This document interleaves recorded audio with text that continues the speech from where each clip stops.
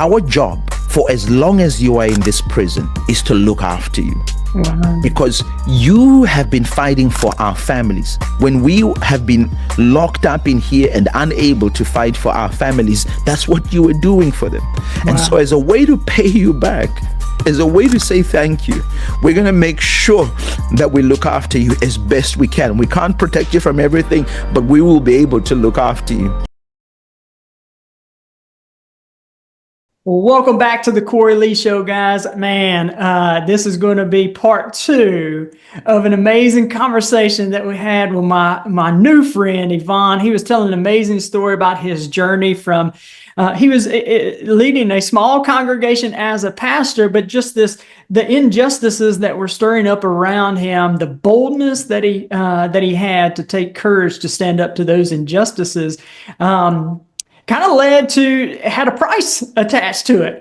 He had to pay the price with putting his life in danger and his family in danger. And in part 1, if you have not listened to that, you're going to want to go back and listen to it, because he shares his journey. And where we left off at in part 1, he had fled to another country for safety. His family finally gets to him and everything is good. They're there together as a family. But then he feels the Lord saying, "Hey, Yvonne, it's time for you to go back to Zimbabwe." And so that was the end of part 1. This is part 2. And so, Yvonne, 1, welcome back to the Cory Lee Show. And Thank you, I want to Cory. ask you a question, Yvonne. Yeah. I would love to go into that moment where you're feeling the Lord saying, "Hey, it's time to go back." Can you explain, can you process that with us a little bit? What do you mean when you said you heard the Lord say it's time to go back? I feel like that's one of the most important things we can do, is recognize the voice of the Lord for ourselves. And so I would just love for you to share your process with that.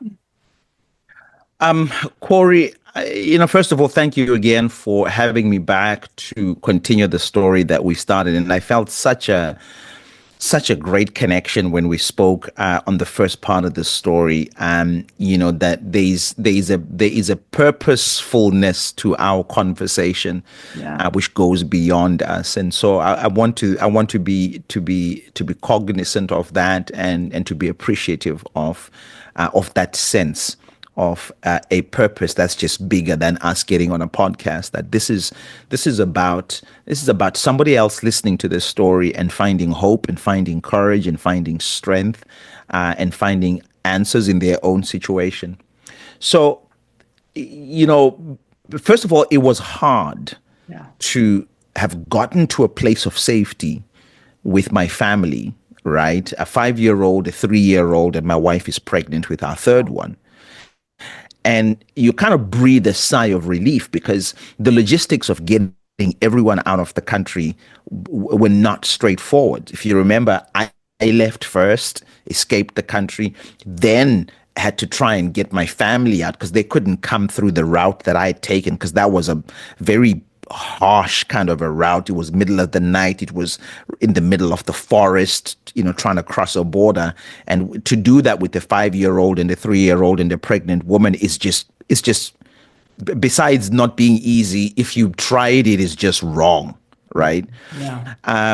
So it had already been hard. But, what was harder was that my wife had given birth whilst we were now in exile. Wow.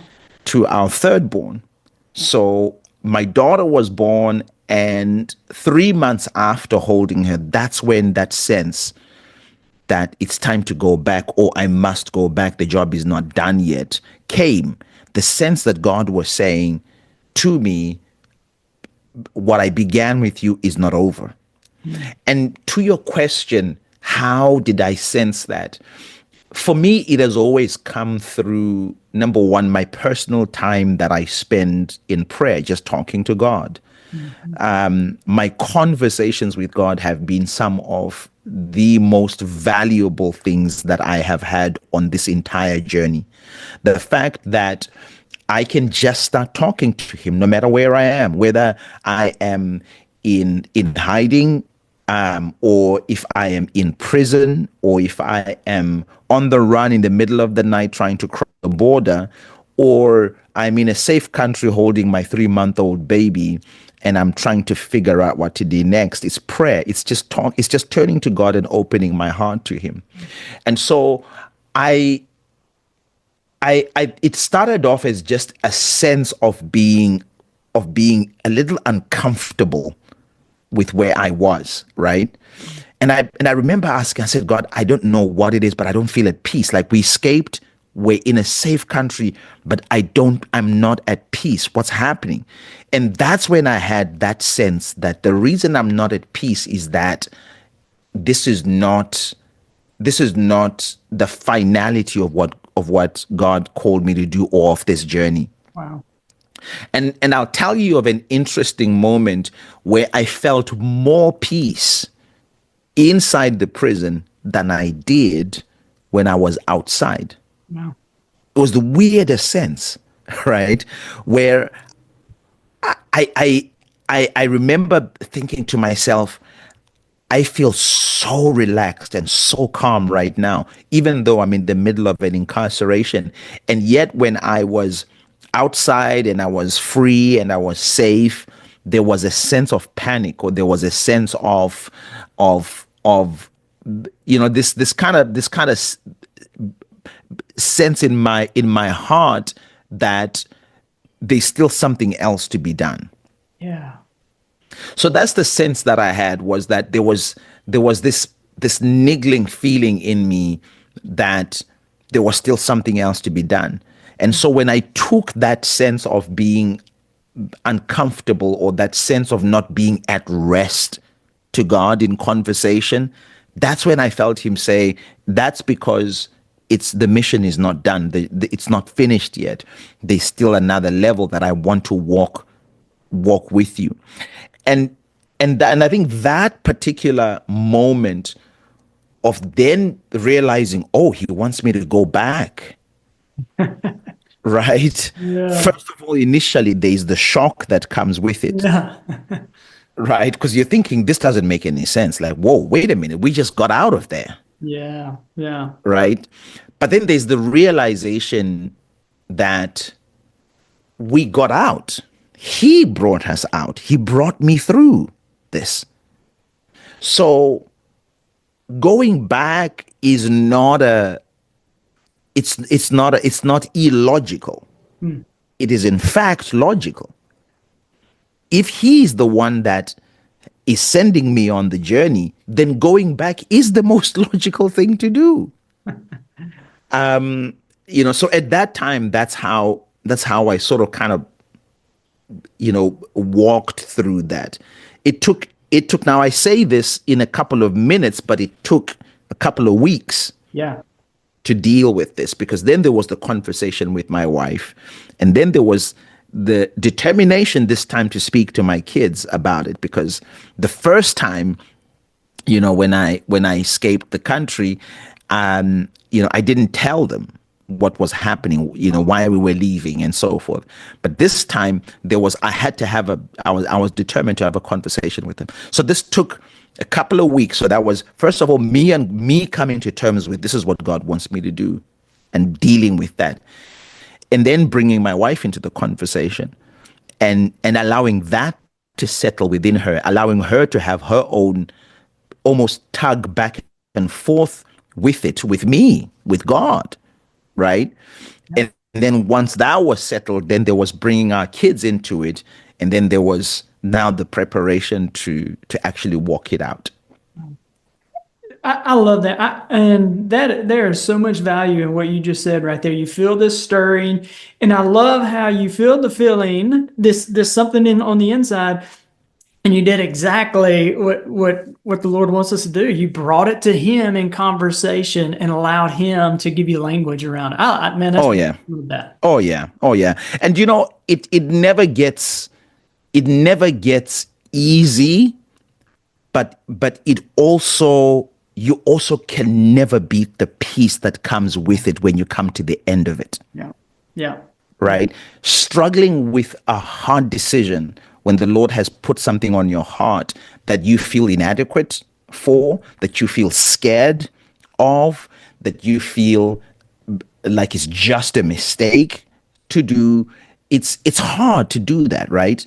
But eventually, and I was teaching a couple of pastors some weeks ago, and I said to them, one of the things, I do a little course that's entitled Missions of Courage, how to say yes to missions that are bigger than us when God says, this is what you've got to do. How do you do that? And one of the things I said to these pastors was, one of the features you're going to have in your life is your own Garden of Gethsemane. Yeah. Wow. Right? This is a regular place where you go to pour your heart out in grief to God the Father, to try and gain understanding for the mission he has called you to do. Because that's what Jesus did. If you remember that story, he's in that garden and he weeps and says, Lord, if it were possible, my Father, let this cup pass from me. Right? But then he gets to a place at the end of that where he then says, nevertheless, your will be done. Not my will, but your will be done.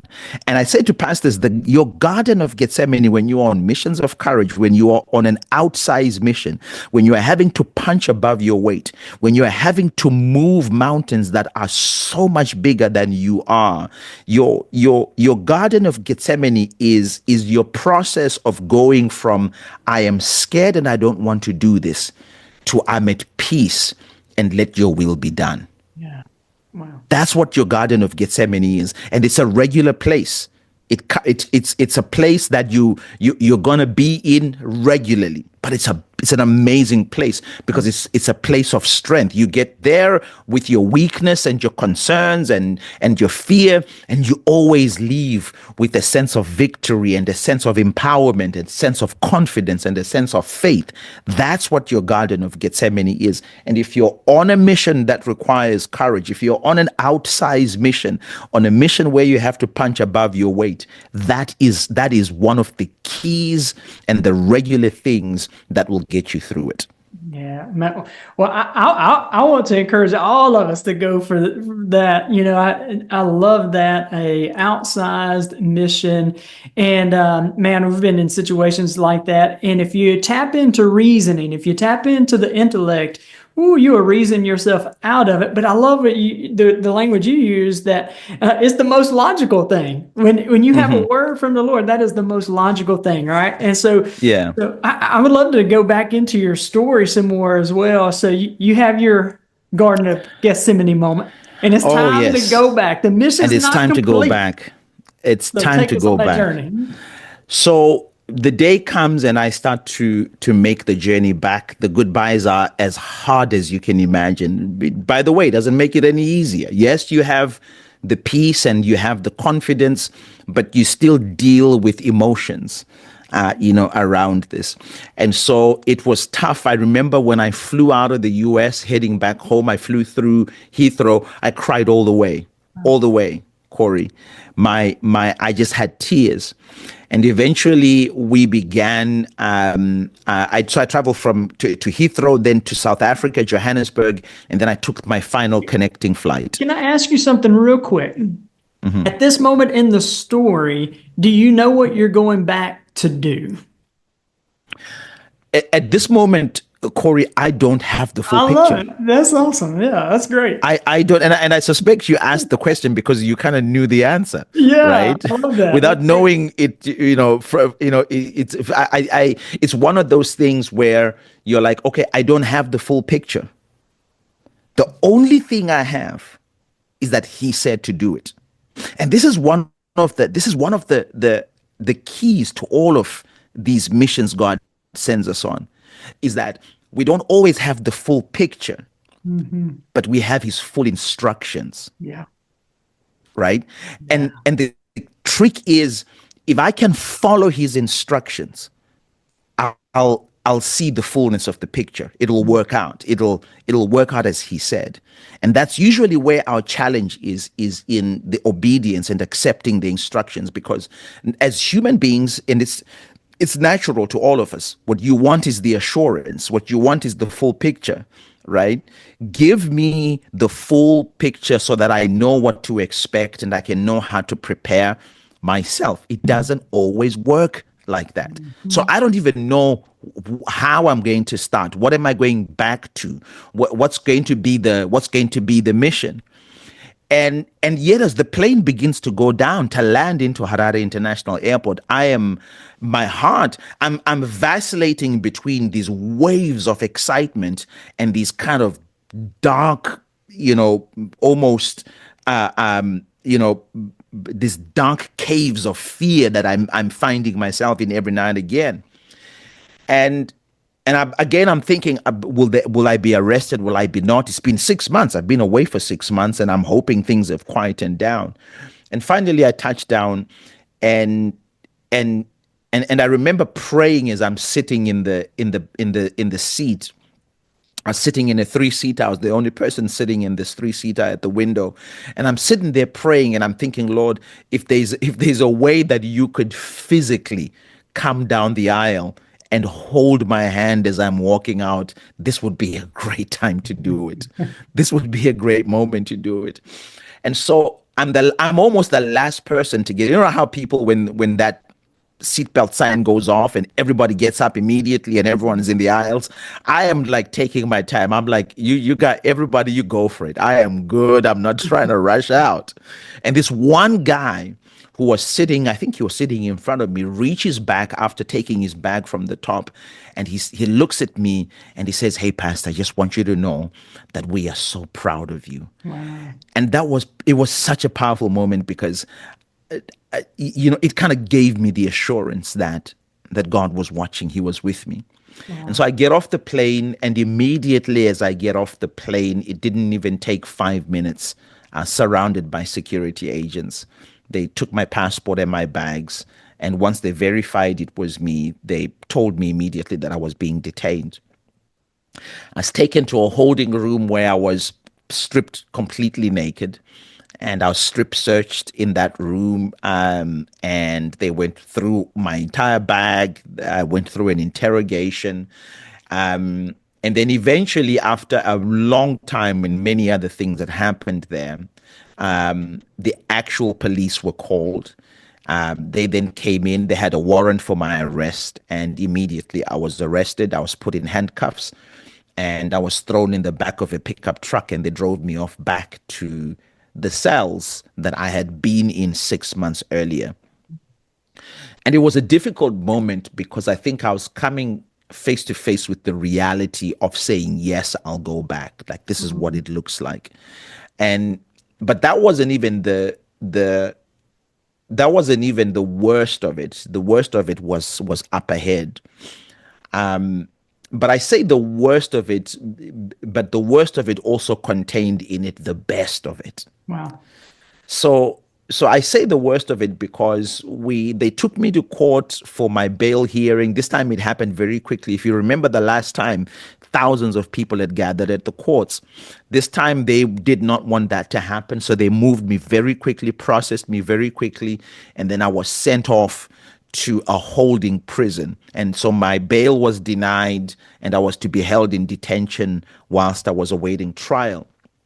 Hey guys, I hope you are enjoying this episode of the Cory Lee Show. Y'all, I am on a mission to build leaders and to transform culture. So if you're looking for a speaker who speaks directly to the heart, a mentor to come alongside you and your team, or if you're in a position where you're looking for a personal coach who embraces where you are and also believes in who you could become, then I would be honored to walk this path with you. Simply reach out to me on my email at cory@coryleeleadership.com.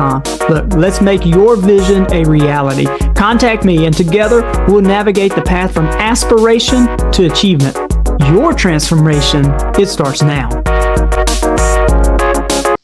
On the way to this holding cell, the prison guards who were with me when we got to the holding cell, there were other prisoners, by the way, with me, and then they were offloaded. And then they kind of said, "You're not for here. You're going to another prison," which was surprising because I thought, wait a second, this is where I'm, my lawyer and my friends and my family, they know I've been brought to this one. And they're like, nope, the instructions are you're being taken to another prison. Yeah. And so I asked, which prison is that? And they say, you're being taken to Chikurubi Maximum Security Prison. And Cory, that was one of the scariest things I could have heard in that moment, because Chikurubi Maximum Security Prison is notorious for holding the worst criminals of our country. It's Wow. not a maximum security prison for nothing. It's where everyone who is charged with murder, violent murders, violent robberies, drug trafficking, serious offenses, armed robbery. This is where, people who are in prison for rape and things like this is where they're held, and this is Wow. where I was being taken. And it was a weird sense, because I'm being taken to this prison for the worst convicted offenders, but I haven't gone to trial yet. I haven't been convicted yet. Oh, But it was a sign to me that they were not taking this lightly, and their idea was to make sure that they would mete out the deepest punishment possible. And as we get to this cell, Cory, my mind has played back the every worst possible scenario, which is kind of the horrible thing about fear. You know what I mean? Fear causes you to play out everything to its worst end. wow. Whereas faith on the other hand, gives you the opportunity to play out everything to its best possible end. Woo. And so I'm there, and we're driving to this prison, and I've played out every worst scenario that could happen. I've played out being attacked. I've played out being raped. I've played out being robbed, being mistreated, and I am in a state. I'm shaking. I can't even hold still. I had leg irons and handcuffs. And apart from the bumpy ride of the truck, those leg irons and handcuffs are jingling because I'm shaking. I'm literally shivering. And I have a moment in that prison truck that stands out as one of the moments that I always try and ask God to take me back to, because it was an amazing moment. I close my eyes and imagine that this is the end, that I'm going to die, and they're taking me to my death. And I had asked the guard who was with me, and I said to him, "Man, tell me what's going to happen. Like, am I being taken to a torture house? What's happening?" And and and part of what the guy says to me, he says, "No, you're definitely going to the prison, the maximum security prison." And I wasn't convinced of that. So I close my eyes and I start off crying. I start off crying to God, saying, "Lord, I don't understand why this would be happening to me. Like, please help me. Please save me. Please, please, please." And I'm just pleading and crying. I'm just really powerless. And then this hymn comes back to me, and I write about this in the book. This hymn comes back to me that I had heard when I was 15 years old. When I was 15 years old, in the boarding school that I used to be, we used to go to chapel every Sunday, and we used to sing a hymn there, which is entitled "Abide with Me." It was written by a guy called, I think it's Francis Henry Light, years ago. "Abide with me, fast falls the eventide. The darkness deepens, Lord, with me abide. When other helpers fail and comforts flee, help of the helpless, Lord, abide with me." Ah, man, I remember just as I came to the end of that song, and I sang the whole song, the whole way. And as I came to the end of every one of those verses, and finally to the end of the song, my spirits were lifted up. And I remember praying in that truck and saying, "Lord, thank you. If this is the end, I want to go out with a thanksgiving song. I want to go out with saying, thank you for allowing me to live an amazing life. Thank you for allowing me to see my children. Thank you that they're going to be amazing girls. Thank you for the things you've allowed me to do." And I use that as a thanksgiving session rather than one of crying out of fear. It was wildly weird and yet fabulously amazing. It was such a moment. Like, I remember thinking right at the end of it, as I'm singing it, when the truck is arriving, I was like, if it's time to die, I have never been more ready than I am right now. Wow. Like, I'm ready. Like, they're not going to take my life. I'm giving it up. Wow. They're not taking it. I'm not looking at it as them snatching it away from me. No, I'm looking at it as, hey, I've given it up. The God has given. So it was such a moment for me, And I think when I look back, I think back on Christ, the fact that they didn't kill Jesus. He gave up his life. Hmm. He gave up his life as a ransom for you and me, right? And so I entered this prison, and they yeah, and we arrived at the prison, and I remember thinking, okay, so it is a prison. We're here. Let's see what happens next. And as they take me inside, they finally bring me to the cells where I was going to be. It's a communal cell with about 43 other men in it. The unit itself had about 400 men in it. The entire prison has about 3,000 prisoners.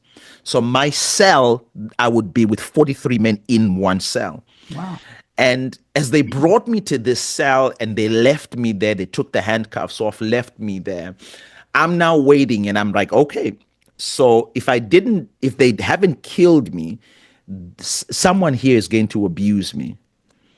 And then this is where, remember earlier on I said the worst of it was to come, but the best of it was to come. This is where the best of it comes. These four guys approach me, Cory. And these four guys, as they come, the one guy leading them was a pretty tall guy. He stretches his hand out and he says, "Welcome, Pastor. We've been expecting you." Wow. So I'm like, okay, that could mean a bunch of things. Yeah. Right? And then he says to me, "My friends and I have been following your story, the little bits and pieces we get here in prison. But last year, when thousands of people gathered for you, we heard about it here in prison because some of our inmates were at the courts waiting for their cases to be heard. So they saw the people who gathered for you. And when they came back, they told us the story. And then we heard that you had come back. And so my friends and I here were praying that you will be brought to this very cell." Wow. Cory, I remember thinking to myself, what is happening here? Because I'm standing there holding my few belongings, and and externally I've prepared for a fight. But this is not what's happening. And then he says this to me. He says, and I said to him, "I don't understand why you would be praying for me and why you would be praying for me to be brought here." And they said, we knew that if they brought you into prison, that they wouldn't let you go, they wouldn't let you have it easy. And we don't know how things are going to be for you here. But my friends and I, we are believers, we are Christians, and we have made a decision that our job for as long as you are in this prison is to look after you, Wow. because you have been fighting for our families. When we have been locked up in here and unable to fight for our families, that's what you were doing for them. And so, Wow. as a way to pay you back, as a way to say thank you, we're going to make sure that we look after you as best we can. We can't protect you from everything, but we will be able to look after you. And his words were, "We want to make sure that you are stronger when you leave than when you came in." Wow. Cory, I I have never been more humbled in my life than I was at that point. Wow. That those men would do that for me when they themselves are incarcerated. These guys were serving life sentences, 18 years. Another one was serving, 20 years for armed robbery, for murder. These are the people who've done some really horrible things. And yet here they are telling me, "Man, we're here to serve you. We found Christ and we're here to serve you." Wow.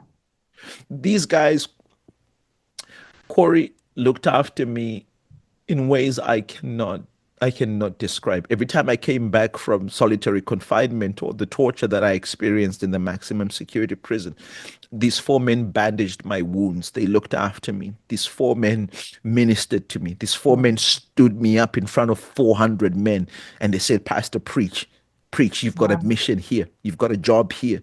So don't spend your time being depressed. Don't spend your time feeling sorry for yourself. God has brought you into this prison for a reason.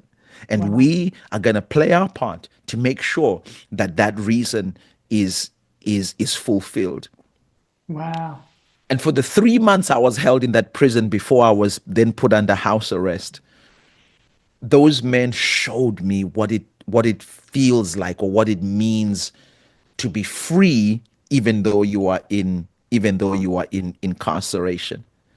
And I say this to a lot of people, that to prove that their mission was accomplished, that I was stronger when I left than when I came in.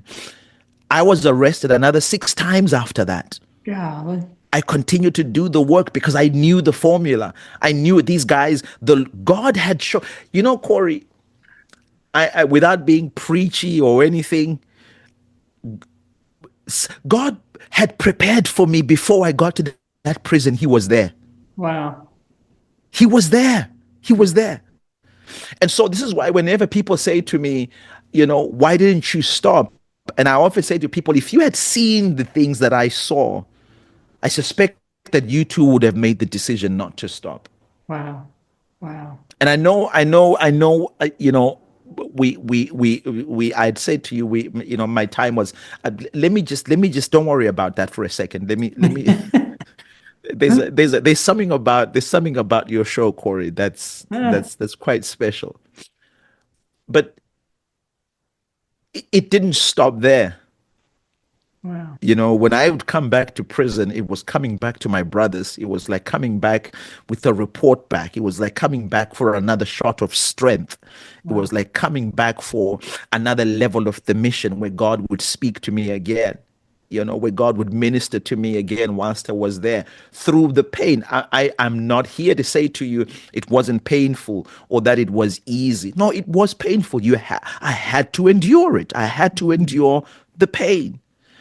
But it was in the middle of all of that. And at the end of all of that, the sum total of all of it was that God was in control, was that God spoke to me still, was that God ministered to some men in that prison, that was that God showed me that when he says, I'll never leave you nor forsake you, it's not just a Bible verse. Mm. It's not just a concept, it's a reality. Wow. But I'll share this one last thing with you that then blew me away completely. Because for the next 1 year after I was under house arrest, we continued to organize. And thankfully, at the end of that year, we saw the dictator who had imprisoned me end up having to resign because there was an internal strife within his own party. But we were part of organizing people to go to the street finally to protest and to demand that he steps down. And it was amazing to see that happen. I would still be I would go on to eventually be arrested again by the new dictator who took power. Um, but it was at the end of that particular arrest that I saw unequivocally how God sews our life events together in ways that we sometimes can only ever understand when we say, Yes, Lord, Mm. walk with me. Or Wow. say, Yes, Lord, I'll walk with you. There are things about our lives and how God plans our lives we will never know until we say, Yes, Lord, walk with me. Yes, Lord, I'll walk with you. Only at that point does he pull back the curtain and he says, Look, this is what I'm. It's like your child, right? Your son. There are certain things that later on you show him, and you're like, hey, this is how this whole thing, and your son's like, wait, the whole time?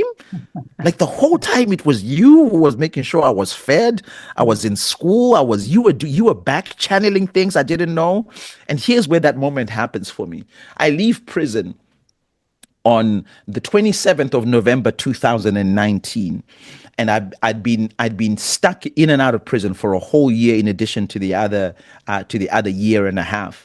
And I've been away from my family now for a while, right?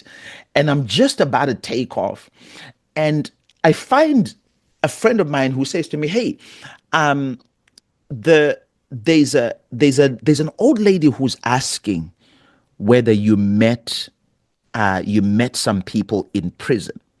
I said, I don't know which old lady is this. And then they explained to me, and they're like, no, this old lady, she used to come to the youth group that I used to pastor, right? And what happened with this old lady, she was in her mid 70s, is that back in the 60s and 70s in Zimbabwe during the war, she had had her leg and her arm blown off by a landmine Wow. because they were using her as a human landmine detector. Wow. But she was a believer, her and her husband, and many years later in her 70s, she was serving the Lord. And the way she would serve the Lord was in a very obscure way, that she would look for old used Bibles. So she used to come to the youth group that I used to pastor, and she used to find old used Bibles. And she would ask me to collect old Bibles and other people as well to collect, old used Bibles for her. Guess what? For her prison ministry. For her prison ministry. So when the message came to me that there's an old lady who's asking whether I had met her friends or her disciples, it was that same old lady.